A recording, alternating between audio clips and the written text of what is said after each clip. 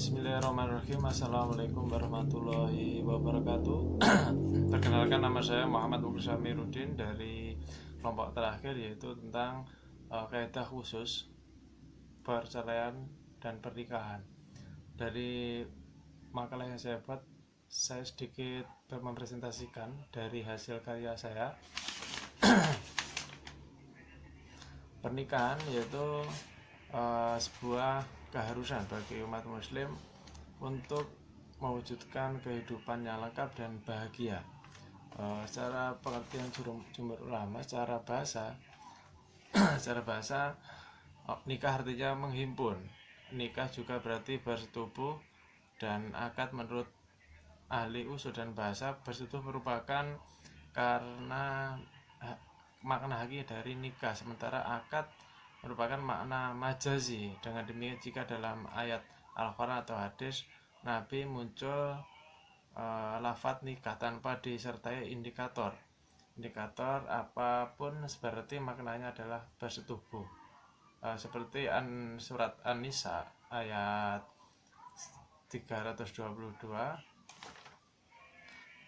wala tangkihu ma nakaha abaukum minan nisa illa ma qad salaf, dan janganlah kamu kawini wanita-wanita yang tidak dan telah dikawini oleh ayahmu, terkecuali pada masa yang telah lampau.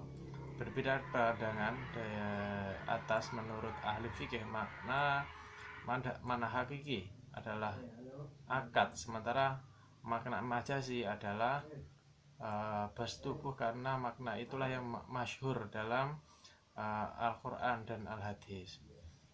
Perceraian menurut Kamus Besar Bahasa Indonesia berarti perihal bercerai antara suami dan istri yang akan bercerai. Itu sendiri artinya menjatuhkan talak atau memutuskan hubungan sebagai suami istri. Menurut pakar Subeki, perceraian ialah penghapusan perkawinan dengan putusan hakim atau tuntutan satu pihak dalam perkawinan itu. Dasar hukum dalam pernikahan seperti yang sudah dijelaskan di dalam Al-Quran surat Al-Nisa ayat 3, yaitu faqihu ma tobalakum minan nisa masna wa thalatha wa ruba, maka nikahilah wanita-wanita yang engkau sukai, 2 atau 3 atau 4.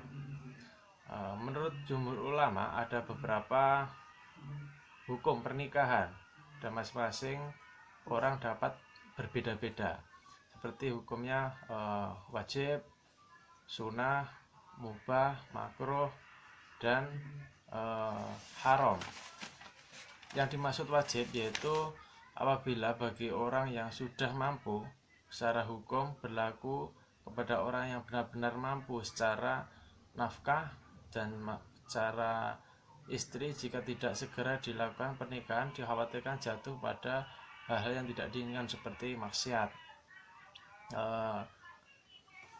Hukum sunnah yaitu apabila berlaku bagi mereka yang mampu maupun tidak, dan dikhawatirkan akan pada terjadi hal-hal yang tidak diinginkan seperti berzina atau bermaksiat, seperti hal yang lain.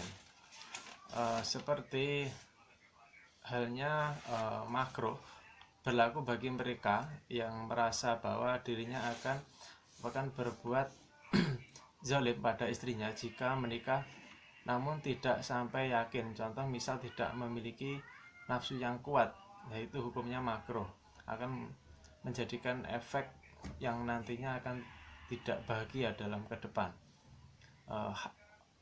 Hukum haram ini berlaku pada orang-orang yang tidak mampu secara lahir maupun batin. Apabila dipaksakan akan banyak mudaratnya, akan terjadi mudarat yang sangat luar biasa. Yang terakhir adalah hukum mubah, yaitu berlaku bagi mereka yang tidak ada faktor penghalang atau faktor terlarang untuk melakukan sebuah pernikahan. Itu hukumnya adalah mubah. Dasar hukum perceraian yaitu ketentuan dasar perceraian sudah difirmankan dalam Al-Qur'an surat An-Nisa ayat 130, wan wa an yatafarraqa yufnillahu kalla min sa'atihi wa kana Allahu wasi'an hakiman.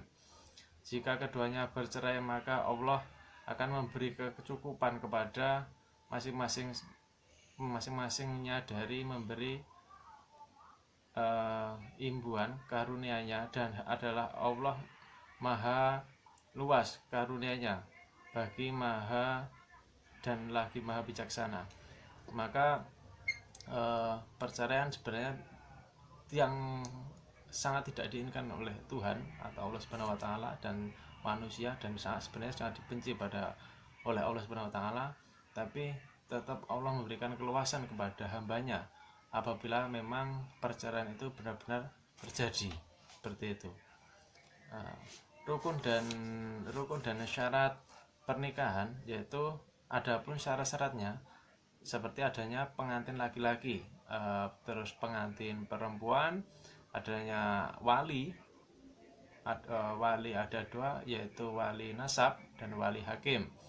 Syarat yang keempat adalah saksi yaitu cakap bertindak secara hukum muslim minimal 2 orang laki-laki. Syarat ijab yang terakhir adalah seperti syarat adanya ijab qabul, lafadz ijab qabul. Rukun nikah menurut Imam Syafi'i adanya pengantin laki-laki seperti halnya syarat oleh para jumhur ulama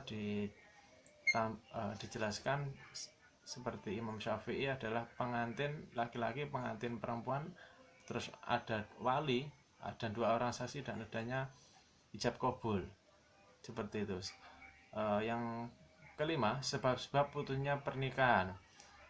Dalam undang-undang, dalam kompilasi hukum Islam seperti yang dijelaskan dalam nomor 1 tahun 1974